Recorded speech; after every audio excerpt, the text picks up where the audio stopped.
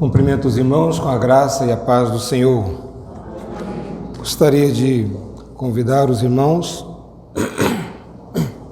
a abrir as suas Bíblias no livro de Ruth, capítulo 3.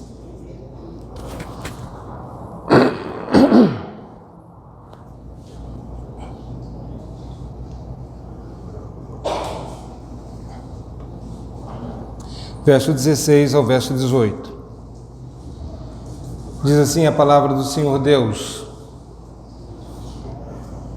Em chegando à casa de sua sogra, esta lhe disse: Como se te passaram as coisas, filha minha?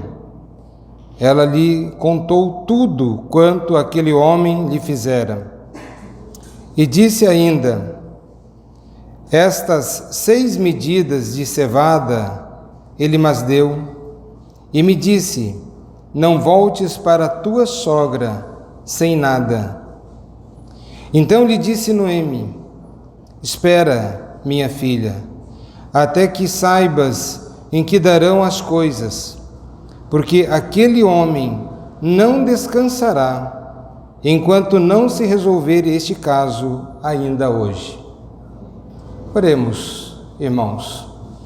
Santo e eterno Deus, Deus de toda graça e Deus de toda misericórdia, nesta noite que estamos aqui reunidos para prestar-te culto, que o Senhor seja servido em nos abençoar, falando aos nossos corações, iluminando as nossas mentes, abrindo os olhos do nosso entendimento, para compreendermos com clareza a Tua palavra e que por meio dela sejamos nós edificados e fortalecidos na fé, a fim de vivermos de modo digno da vocação a que nós somos chamados.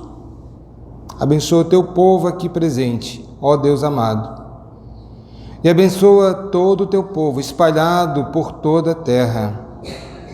Que a Tua graça, misericórdia e a Tua paz seja sobre o Teu povo. Assim oramos, em nome do nosso Senhor e Salvador Jesus Cristo. Amém. Irmãos, temos exposto o livro de Ruth.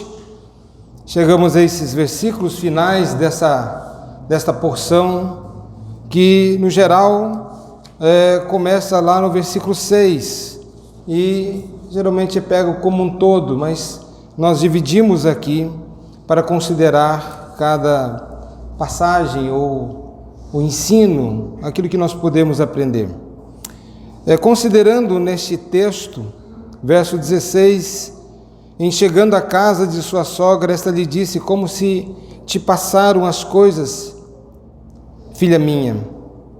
Ao olhar para o texto hebraico, ela tem uma mudança que é significativa, e eu acho que é importante nós considerarmos, que diz: Quem és tu, minha filha?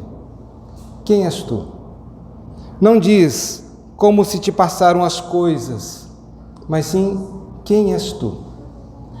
Isso é algo importante, porque nos leva a uma certa reflexão. Qual é o seu status? Qual é a sua condição? É de viúva? É de alguém que agora tem uma perspectiva? Uma mulher casada? Uma mulher agora, podemos dizer, quase que desposada? Qual é a sua condição? Isso é uma questão filosófica. Quem somos nós? Quem é você? Como você se define enquanto pessoa neste mundo? Às vezes nós nos definimos pela nossa profissão. Quem é você? Sou engenheiro. Quem é você? Sou arquiteto. Quem é você? Sou médico. Nós nos definimos por aquilo que nós somos, pelas nossas profissões. Mas nós podemos entender, sou um esposo, pai de filhos, Sou empresário? Sou um homem rico? Sou um homem pobre? Às vezes nós estamos constantemente nos definindo. Isso me lembra um caso que alguém perguntou: quem é você? Exatamente essa pergunta, feita por Noemi, a sua nora. Quem é você? E ele começou a dizer: eu sou treinador, eu sou isto, sou aquilo. Não, quem é você? E ele disse: não, mas eu sou um pai, eu sou esposo. Quem é você? E lá pelas últimas ele disse: eu sou cristão. E o que isso é para você? Isso é importante para você? Ele disse: é muito importante. E então ele perguntou: mas se é tão importante, por que ele ficou em último lugar?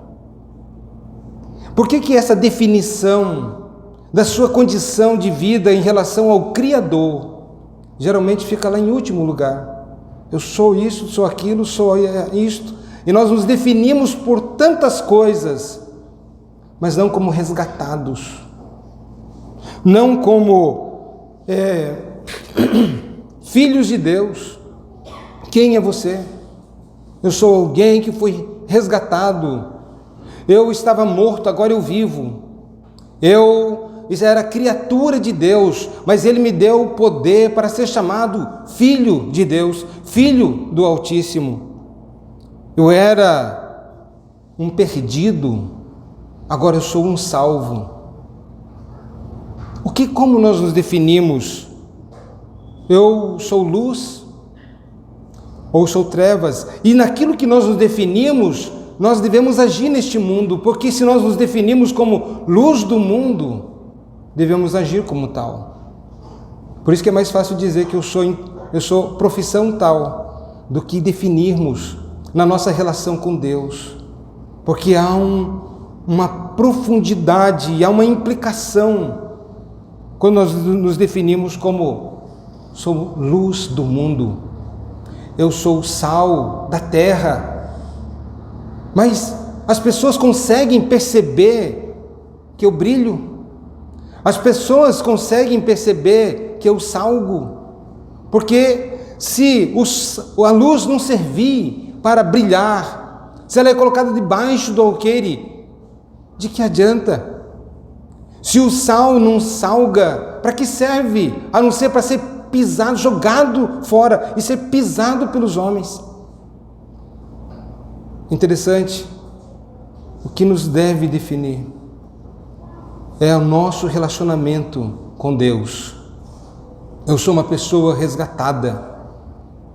O resgatador veio, o resgatador me alcançou, o resgatador transformou a minha vida. Eu era um morto, agora eu vivo. Portanto, nós vamos perceber quantas vezes, e no ministério do Senhor Jesus Cristo, como Ele se definia. Ele se definia como o próprio Deus. Eu sou o caminho, eu sou a verdade, eu sou a vida, eu sou a porta, eu sou a luz, eu sou o pão. Mas sempre em conexão com a própria divindade, porque Ele é Deus, eu sou. É como Deus se revelou lá no Antigo Testamento. Eu sou, mas eu também sou a vida, a ressurreição. E nós percebemos então que as suas definições sobre si mesmo, Ele tem um perfeito conhecimento sobre si, o autoconhecimento. Eu sou isto. Como nós nos definimos? E era isto, pelo menos no texto hebraico, nos dá a entender como você se define agora. Você teve um encontro com o resgatador. Como você se define? Você teve um encontro com Cristo. Como você agora se define? Como você diz o que você é, em sua essência, e que tudo o mais vai orbitar nesse eixo, nesse centro. Eu sou um profissional de Cristo, eu sou um médico que trabalha para Cristo. Quer comais, quer bebais, ou façais qualquer outra coisa, faça para a glória de Deus. Deus é o centro. Portanto, todas as coisas, elas devem orbitar nesse eixo principal do que nós somos na relação que temos com o nosso Deus, o nosso Redentor, aquele que nos resgatou. Mas aí, ela vai dizer que, em chegando à casa de sua sogra, ela vai e faz essa pergunta, nessa relação de minha filha. E ela então nos diz o texto que contou tudo quanto aquele homem lhe fizera. Ela vai e conta. No geral, em alguns textos da Bíblia, tudo se repete. Ela conta toda a história e o autor vai escrevendo de novo tudo o que havia passado. O relatório é um relatório que é escrito de uma forma pormenorizada. Nesse texto em particular, o autor só vai dizer, contou tudo. Ou seja, aquilo que aconteceu, que já está registrado, ela contou tudo aquilo de uma forma como havia de fato acontecido. Mas disse ainda, estas 6 medidas de cevada ele mas deu e me disse, não voltes para tua sogra sem nada. Há um texto, novamente no hebraico, ele vai dizer, não vás vazia a tua sogra. Não vá vazia. Esse é um ponto importante, porque quando nós olhamos lá no capítulo 1, no verso 21, se os irmãos puderem abrir ali, nos diz, ditosa eu parti, porém o Senhor me fez voltar pobre, pois me chamareis Noemi, visto que o Senhor se manifestou contra mim e o Todo-Poderoso me tem afligido. Novamente lá o termo hebraico vai dizer, cheia eu parti, porém vazia o Senhor me fez tornar. Aqui usa a expressão pobre, e é claro que é uma tradução perfeitamente compreensível e correta. Mas ele vai dizer, você não vai voltar vazia para sua sogra, porque ela havia dito anteriormente, o Senhor me fez partir, eu parti daqui ditosa, mas eu retornei vazia para esta terra. Meu nome já não é mais Noemi, meu nome é Mara, me chame de Mara, porque a minha vida é uma amargura, a minha vida se tornou em amargura. Mas aqui nós aprendemos também algo nesse texto, que ela vai dizer, ditosa eu parti. É claro que não foi uma decisão única e unilateral ou solitária, houve um consenso de toda a família. Elimeleque foi com a sua família para os campos de Moabe, tomou uma decisão porque a disciplina do Senhor estava vindo sobre a casa do pão, Belém, não havia pão, e eles então saem dali, a disciplina do Senhor, vamos sair daqui porque lá nos campos de Moabe nós vamos encontrar a satisfação das nossas necessidades. Mas então 10 anos se passam, uma década, e ela está agora empobrecida, sem marido, sem filhos, com 2 noras, as 2 voltam com ela até determinado ponto, e depois uma retorna para sua casa, depois dela ter interpelado e dito, olha, volta, por que vocês me seguiriam? Eu não tenho mais nada.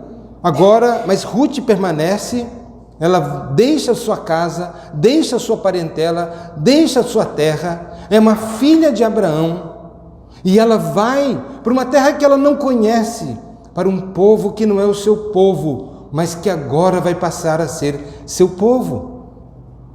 E ela então, ela vai para lá. Mas percebam que ela diz, eu desci, eu parti, eu tomei uma decisão, nós tomamos decisões na nossa vida, mas o homem faz planos, mas a resposta certa vem dos lábios do Senhor. Sempre devemos estar atentos para qual é a vontade de Deus, para que nós não coloquemos a carroça na frente dos bois e achar que a coisa vai funcionar. Pode até parecer que está funcionando.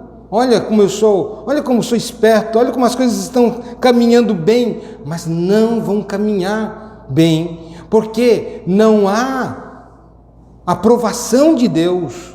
E se a graça de Deus, a bondade de Deus não estiver ali, meus irmãos, se o Senhor não edificar a casa, em vão trabalham aqueles que a edificam. Se o Senhor não guardar a cidade, em vão vigiam as sentinelas. A Bíblia já nos diz isto. Se o Senhor, e tomando lá o Novo Testamento, nos diz: sem mim nada podeis fazer. Quando tomamos decisões equivocadas, eu parti, foi minha decisão. De certo modo, ela é muito honesta. Eu errei. O marido já não tinha os filhos. Eu fiz isto. Lembra de Saul? Saul, quando confrontado com seu pecado, apertado pelas circunstâncias, os inimigos estavam vindo. Eu errei, eu pequei. Ele nem confessa que pecou. Eu fiz isso por causa da circunstância. Eu fiz isso por causa disso, por causa daquilo. E percebam a diferença de Davi. Quando confrontado com seu pecado, eu pequei. Eu fiz o que é mal perante os olhos do Senhor Deus. E de certo modo nós vemos essa atitude humilde da parte de Noemi. Eu parti.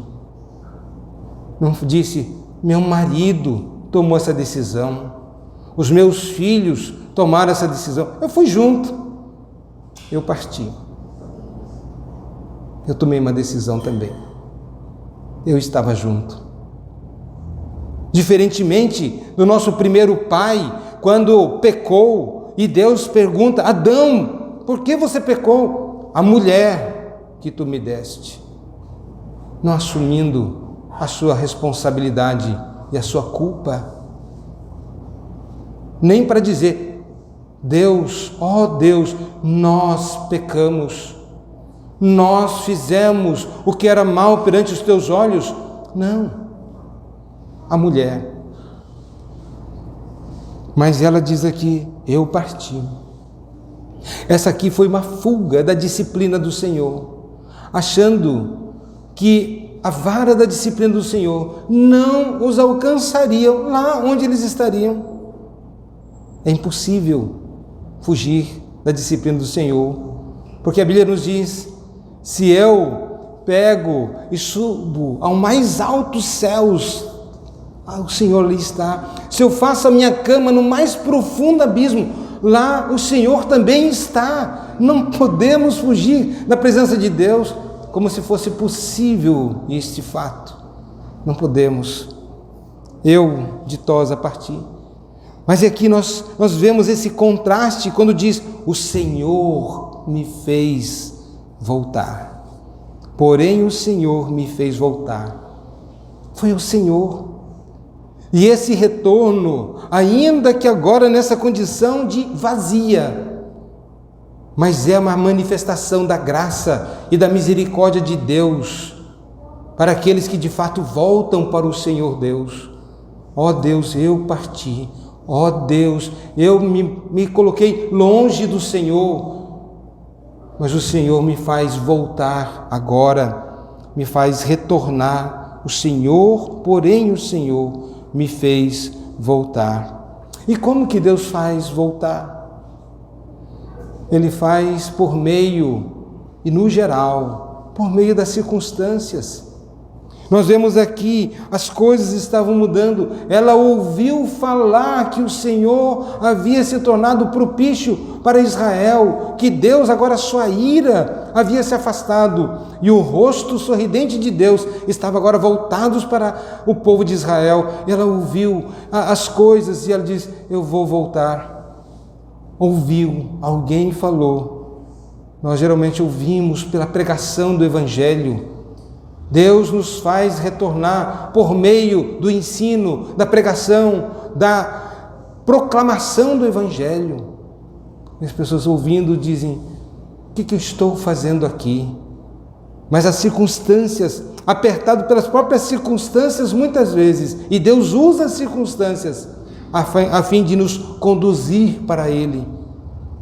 É por isso que existe uma frase muito famosa que as pessoas costumam usar: quem não vem pelo amor, vem pela dor. O que eu discordo? Sempre vai ser amor, sempre vai ser amor. Deus ama aqueles que Ele tem recebido, mesmo que Ele tenha que usar o açoite, mesmo que Ele tenha que usar a vara da disciplina, porque Deus açoita todo aquele que Ele recebe como filho. Ele traz a disciplina, porque se está sem disciplina, que está largado, está vivendo a sua vida na impiedade e não há disciplina de Deus, é porque não é filho, é bastardo. Não existe uma relação com Deus e Deus deixa. A pessoa não tem nem problema na sua consciência, nem cora de vergonha por causa dos seus pecados, porque está abandonado pelo Senhor. O Espírito Santo nem vem para convencer do pecado, da justiça e do juízo, porque Deus o entregou a uma disposição mental reprovável e os entregou a uma condição de não quebrantamento, não arrependimento. Afinal de contas, é a bondade de Deus que nos conduz ao arrependimento, como nos diz a palavra do Senhor Deus. Portanto, através das circunstâncias, eu parti, o Senhor me fez tornar. Tomamos decisões erradas. Lembremos do filho pródigo. Tomou uma decisão: pai, me dá a parte que me cabe da herança. E ele vai: eu quero desfrutar. E lá pelas tantas, nós vemos o que está acontecendo. Mas ali é a provisão de Deus para fazer com que o filho retorne para o seu lar. Boaz, portanto, é a resposta de oração de Noemi. Ela está mais ou menos, mesmo que orando ao Senhor: ó Senhor, eu parti assim, o Senhor me fez voltar vazia, mas agora nós vemos que Deus está sendo favorável para com ela, através das suas intervenções e manifestações. E aí então Boaz vai dizer: entrega isso, leva isto, para que ela não, como nos diz, para que não voltes para sua sogra sem nada, não voltes para ela sem nada. Boaz, portanto, é a resposta de oração. Deus responde às orações. Ó Deus, minha alma está vazia. Ó Senhor Deus, eu estou longe do Senhor. Porque aqui, esse partir não é somente uma questão geográfica, é uma questão espiritual. Está longe de Deus, pensando que estaria longe do alcance da disciplina do Senhor, mas na verdade estava com o coração afastado. Mas agora o Senhor a trouxe novamente. Mas para quê? Para deixar vazia? Não. Agora o Senhor Deus está trazendo ela de novo para que use de graça e misericórdia também para com a sua vida. Deus usa, portanto, meus irmãos, as circunstâncias. Deus usa pessoas para suprir as necessidades, para falar ao seu povo, para corrigir, para orientar. Deus é soberano. E aqui, em todas essas coisas, podemos perceber a soberania de Deus e perceber que sempre foi Deus. A mão de Deus sempre estava ali. Não há nenhum momento. E Noemi percebe isso, Noemi sabe disso. Foi o Senhor que me trouxe. Deus é soberano. A sua disciplina, na disciplina que Ele estava exercendo para com Israel, mas também na disciplina que Ele exerce para conosco. Muitas vezes não sabemos o porquê que coisas acontecem. Às vezes é para chamar a nossa atenção. Lembro-me, quando adolescente, estando na fé, mas estava longe de Deus. Meu coração estava longe de Deus. E no meu trabalho, parece que nada dava certo. Até chegar um momento em que estava dando até prejuízo para o meu patrão. E eu entendi, é porque eu estou longe de Deus. Ali eu caí em lágrimas, dizendo: ó Deus, me perdoe. Ó Deus, tem misericórdia. As circunstâncias me levaram a perceber que Deus estava contra mim, estava me resistindo. Até porque a palavra de Deus nos diz que Deus concede a sua graça aos humildes e Deus mesmo resiste aos soberbos. E todo aquele que acha que não precisa de Deus na sua vida, que dá conta do recado, é soberbo. Se eu não preciso de Deus, eu não preciso orar, eu não preciso da orientação divina, porque o meu coração é cheio de soberba. E Deus vai resistir, porque a Bíblia diz: Deus resiste aos soberbos. Quantos vivem a sua vida cristã sem Deus? Vive sua vida cristã, mas Deus não tem o direito de dizer o que você tem que fazer ou deixar de fazer. Acha que é intromissão divina. Cuidado, isto chama-se orgulho. Orgulho. Portanto, na disciplina de Israel, na nossa disciplina, mas também Deus é soberano na sua misericórdia. E Deus é soberano na sua graça. A misericórdia soberana de Deus é que Ele não nos dá aquilo que nós merecíamos. E a sua graça, por outro lado, Deus nos dá aquilo que nós não merecíamos. Mas como esse texto revela o Evangelho, devemos sempre lembrar que a palavra de Deus, ela vem para apontar para Cristo, para a pessoa de Cristo. Aponta o Evangelho, que são as boas novas. E esse texto é cheio do Evangelho, das boas novas. Nós vemos, em primeiro lugar, aqui, Elimeleque. Elimeleque, ele é uma figura do primeiro Adão, daquele que toma uma decisão e com a sua decisão trouxe o quê? Condenação, juízo, sofrimento, morte. Ele tomou uma decisão. Assim como o nosso primeiro pai lá no Jardim do Éden tomou uma decisão solitária, sem ouvir a Deus, e trouxe não só para ele, mas para aqueles que eles tinham a representatividade, e no caso toda a raça humana. Assim como Elimeleque trouxe essa condição de sofrimento e morte para todos aqueles que estavam debaixo da sua autoridade, sua família. E vemos isso com clareza. Com a decisão de Adão, trouxe dor, sofrimento, vazio da alma, o desespero, o medo, a amargura, assim como Mara, estou amargurada, trouxe a solidão e trouxe a morte. É isso o que o pecado traz, é isso que a desobediência de Adão trouxe a todos nós. Este é o quadro de toda a raça humana. E com isso, destruição, a inveja e tantas coisas, como nós vemos o próprio apóstolo dizendo: nos últimos dias serão tempos difíceis, serão tempos assim. Ele vai fazendo uma descrição, parece que ele está abrindo o jornal dos nossos dias. Tanta tragédia, resultado do pecado. Elimeleque, então, é uma figura do primeiro Adão. E Boaz é a figura do segundo Adão. A Bíblia fala sobre isto.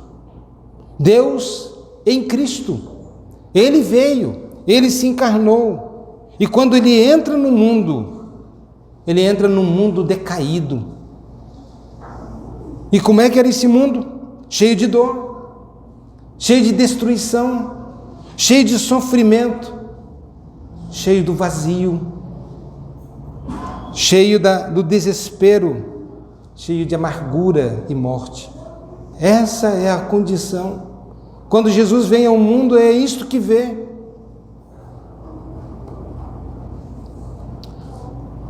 Mas, continuando no verso, nos diz,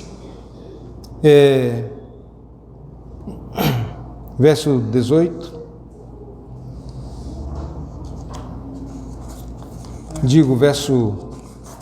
verso 18, então lhe disse Noemi: espera, minha filha, até que saibas em que darão as coisas, porque aquele homem não descansará enquanto não se resolver este caso ainda hoje. Ele não dará descanso até que conclua a sua obra de resgatador. Ele não vai descansar. E aponta para a obra de Cristo. E não aponta para essa obra que é eficaz, mas aponta que ele não dá descanso enquanto ele não consumou toda a obra da redenção. Que ele veio, a sua obra redentora, a sua obra salvadora. E nós vemos aqui que no texto anterior que nós consideramos, que era um pedido de casamento, é um pedido que a lei do levirato fosse cumprida. E ele diz: sim, eu vou fazer tudo, mas existe um outro que tem a primazia. E quando eu vou tratar disto, porque se ele não te resgatar, eu resgatarei. Mas se ele te resgatar, ele vai te resgatar. Eu sou apegado à lei, eu sou apegado aos princípios. Ele não é um homem desonesto, que por algum interesse escuso diz, vamos dar um jeitinho. Não, existe um outro que tem a primazia. Primeiro vou tratar disso. Mas percebam que ele vai tratar, e ele mesmo vai dizer, hoje mesmo, ainda era cedo quando Ruth sai dos campos de Moabe, ali da eira, e ela vai para a cidade, antes ainda que o sol viesse a se despontar, a nascer. Então ela chega, e ele cedo também já vai resolver esta questão. Cristo, ele é o supremo esposo do seu povo. E ele é aquele que veio para resgatar, veio para desposar a igreja, como nós entendemos em Efésios capítulo 5. Ele veio para fazer isto. Ele veio também para dar vida. Ele veio lembrando que uma mulher solteira naqueles tempos, que não fosse agraciada com o esposo, ou que não fosse depois agraciada com filhos, era uma tristeza. Mas aqui ele está dizendo que ele é o esposo. Eu vou desposar você, eu vou cuidar de você, eu vou lançar o meu manto sobre você. E nós vimos sobre a teologia do manto, quando consideramos nesse texto. Eu vou fazer isto. Cristo veio para fazer, para resolver de fato, mas ele veio também para dar vida, e vida em abundância. Veio para tirar o vazio. É isso que está dizendo. Olha, não voltes para a tua sogra sem nada, não voltes vazia. É necessário que seja satisfeito esse vazio, essa necessidade primária. De tirar o vazio, aqui devemos entender também que ele veio, Cristo Jesus, para tirar o vazio da nossa alma, o estado de desespero, o estado de falta de esperança, da angústia, da amargura, do sofrimento, da solidão, porque o pecado sempre nos separa, ele é um poder segregador, separador. O pecado só nos separa, porque existe briga. E aí o esposo briga com a esposa por causa do orgulho, por causa do egoísmo. por causa da inveja, por causa dos ciúmes. Perceba, em nenhum momento alguém briga porque é paciente. Eu briguei porque eu sou paciente. Eu briguei porque eu sou amoroso. Eu briguei porque eu sou bondoso. Eu briguei porque eu sou generoso. Já viram isso? É sempre o pecado que causa divisão.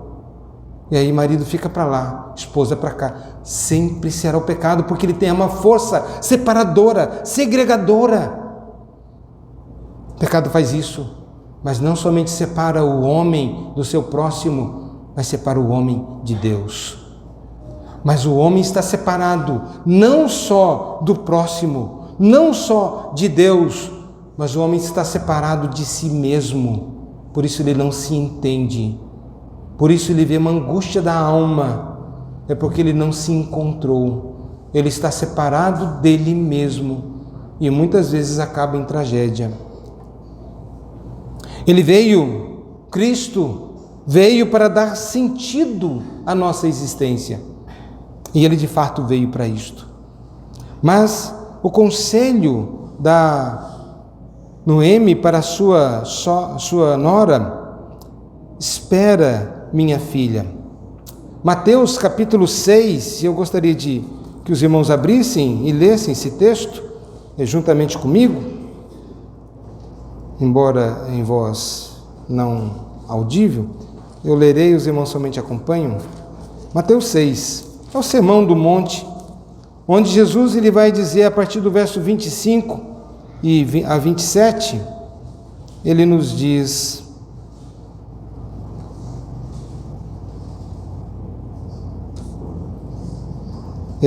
por isso vos digo, não andeis ansiosos pela vossa vida, quanto ao que haveis de comer ou beber, nem pelo vosso corpo, quanto ao que haveis de vestir. Não é a vida mais do que o alimento e o corpo mais do que as vestes? Observai as aves do céu. Não semeiam, não colhem, nem ajuntam em celeiros, contudo vosso Pai Celeste a sustenta. Porventura, não valeis vós muito mais do que as aves? E o verso 27 nos diz, o verso 34, nos diz: portanto, não vos inquieteis com o dia de amanhã, pois o amanhã trará os seus cuidados, basta o dia o seu próprio mal. A ansiedade, meus irmãos, vem pelo desejo humano de tentar controlar o resultado do que fazemos. Por que você fica ansioso? Porque você quer controlar tudo. Você quer controlar o resultado. E aí você não consegue descansar em Deus e dizer: seja feita a tua vontade. Você não consegue. Então você quer controlar o resultado de tudo, de toda a sua vida. E se alguma coisa foge do seu controle, vem a ansiedade, vem a angústia da alma. Sossega, espera, descansa. E talvez seja uma das coisas mais difíceis, porque nós temos uma tendência para assumir as rédeas, o controle de todas as coisas. Queremos assumir o lugar de Deus. Parece que aquilo que foi dito para Eva: coma, vocês vão ser que nem Deus. Vocês vão ter o controle. Muitas pessoas, ali era uma grande mentira, mas muitas pessoas parece que vivem nessa ilusão, nessa mentira de Satanás, e querem controlar tudo. Você não consegue controlar seus filhos, você não consegue controlar nem você. Como é que quer controlar todas as coisas? Precisamos saber esperar no Senhor. Não andeis ansiosos por nada. Mas também, meus irmãos, lemos lá em Salmo, capítulo 40, verso 1 ao 4, nos diz esse salmo: esperei confiantemente pelo Senhor, e ele se inclinou para mim e me ouviu quando clamei por socorro.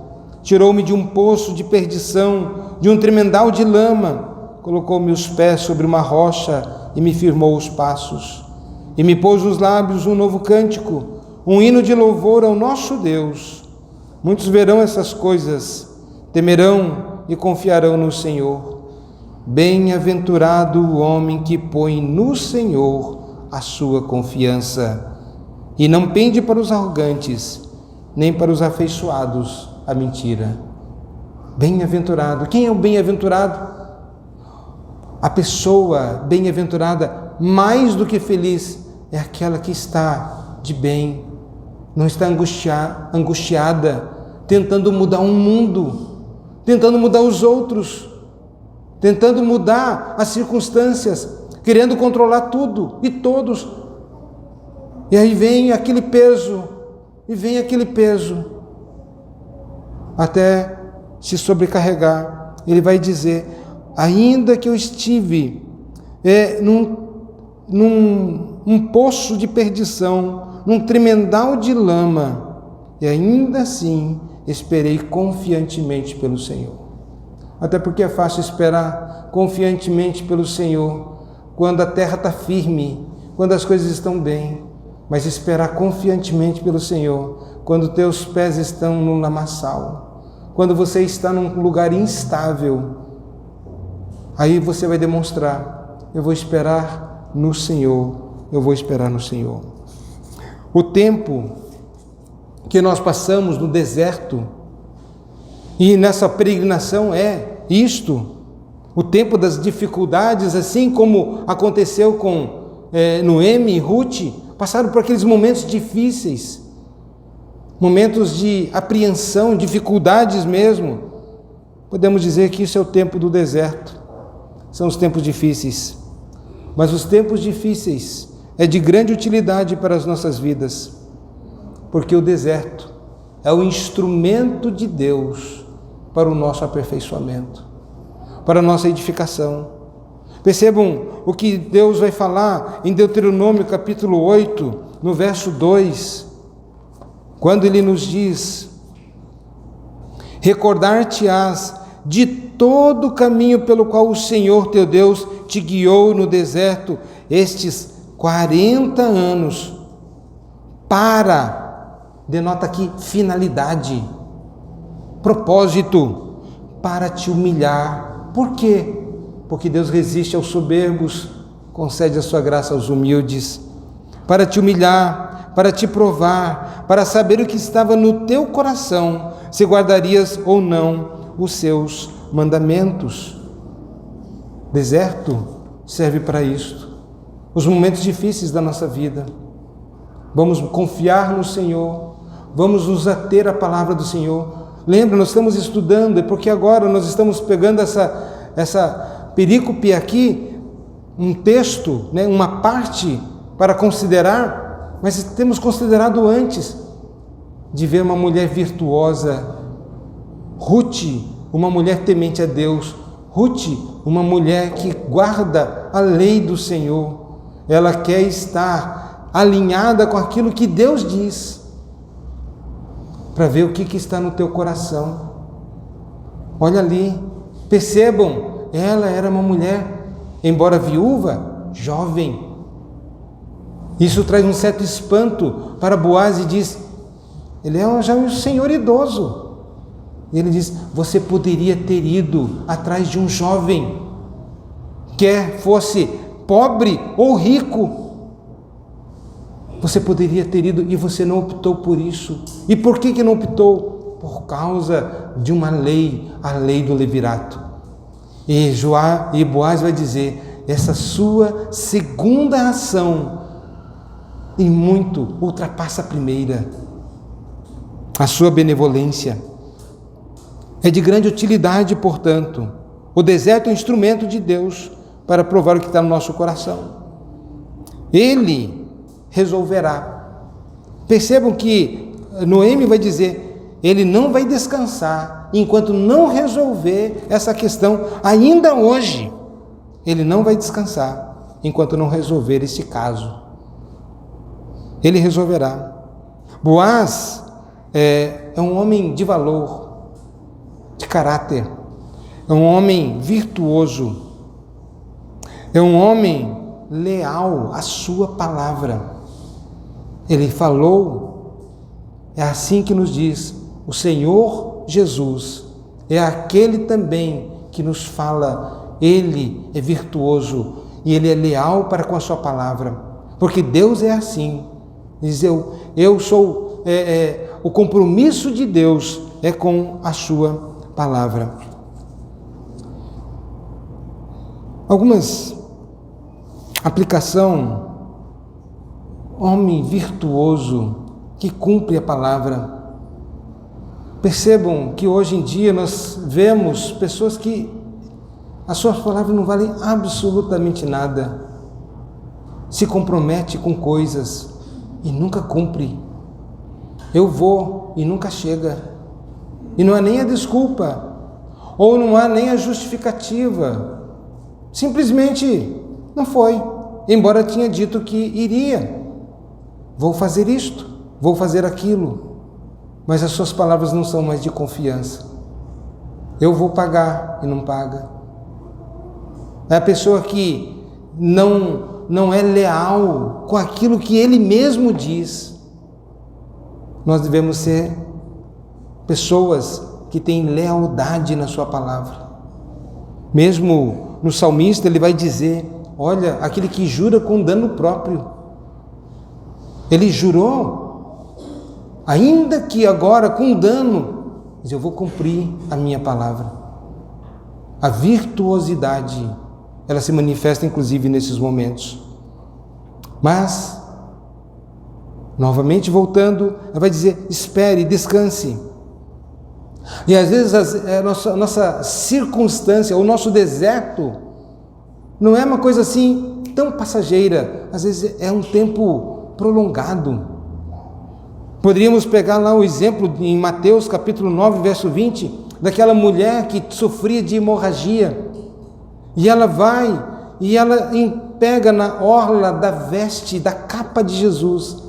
Nós estudamos sobre a capa, sobre o manto, sobre esses termos usados na Bíblia. Ela pega, perceba, ela não pegou em Jesus, ela não tocou em Jesus, ela pega na orla.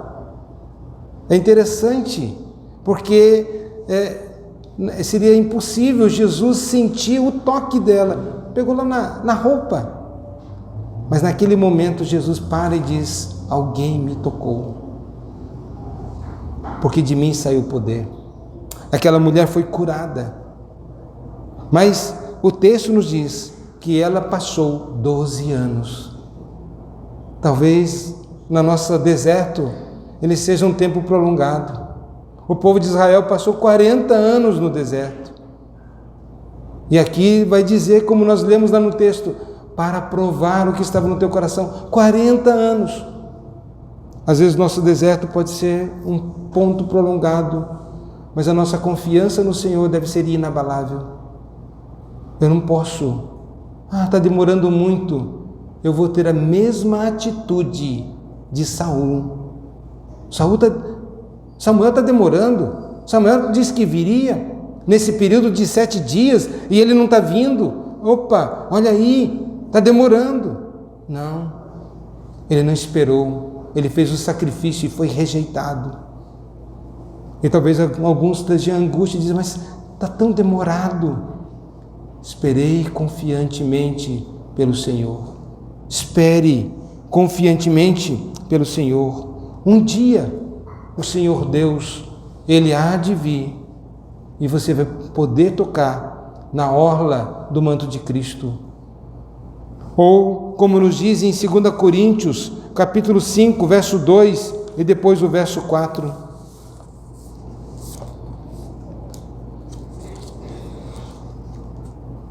2 Coríntios 5,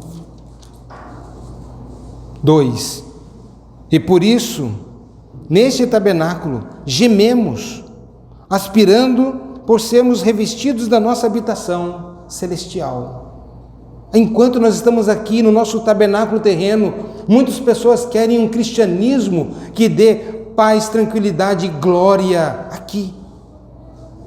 Prosperidade, não mais sofrimento, ruas de ouro. Não, meus irmãos, enquanto nós estamos peregrinando aqui, em nosso tabernáculo terreno, gememos. Isto é o que todos os cristãos passam. O justo Ló, ele se angustiava na sua alma pela impiedade que ele via naquela geração de Sodoma e Gomorra. O verso 4 vai dizer: pois na verdade,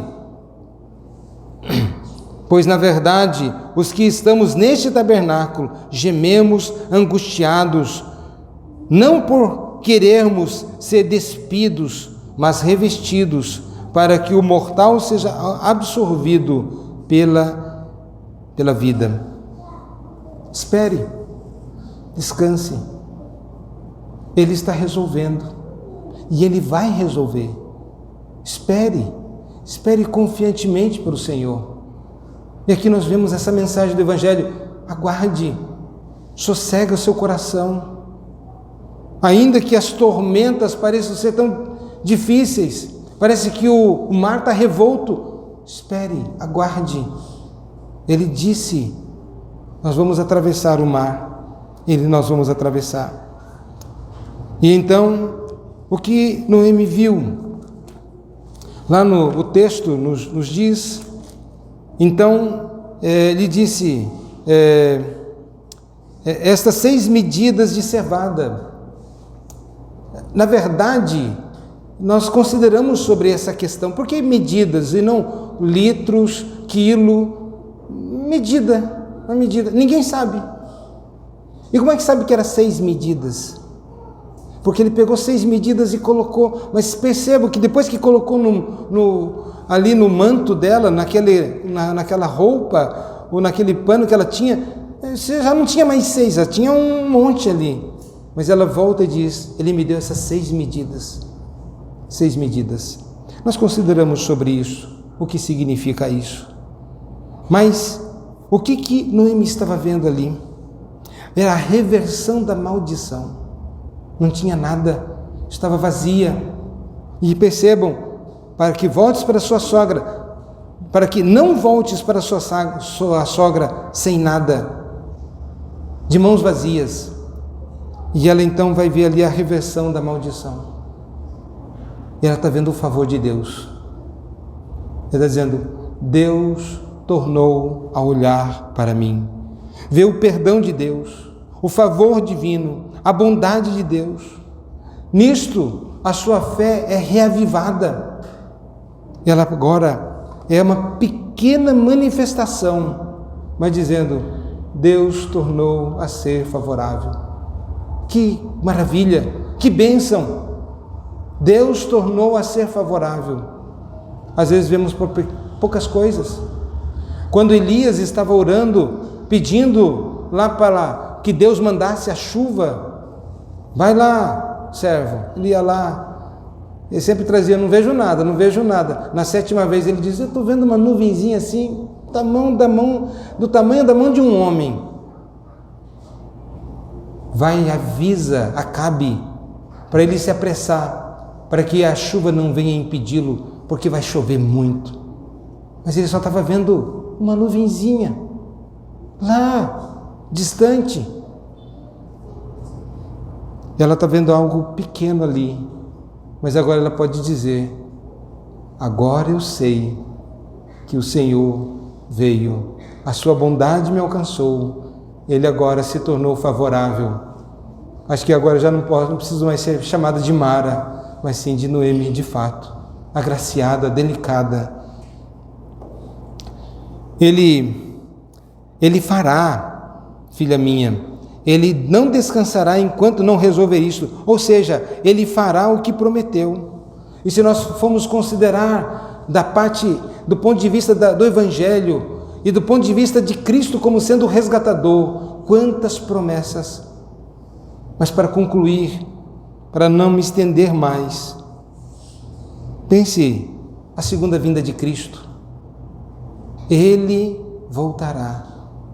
Não importa esse mundo mau, esse mundo perverso, as dificuldades que temos, meus irmãos, Ele vai voltar. Ele vai voltar. E Ele vem resgatar a sua igreja. Ele é o esposo que vem resgatar a sua igreja. Vai trazer para junto de si. Agora Ele está só preparando, Ele está santificando, Ele está tirando toda a nódoa, por meio dessas dificuldades que passamos, pelo deserto que nós passamos, Ele está aperfeiçoando um povo para si.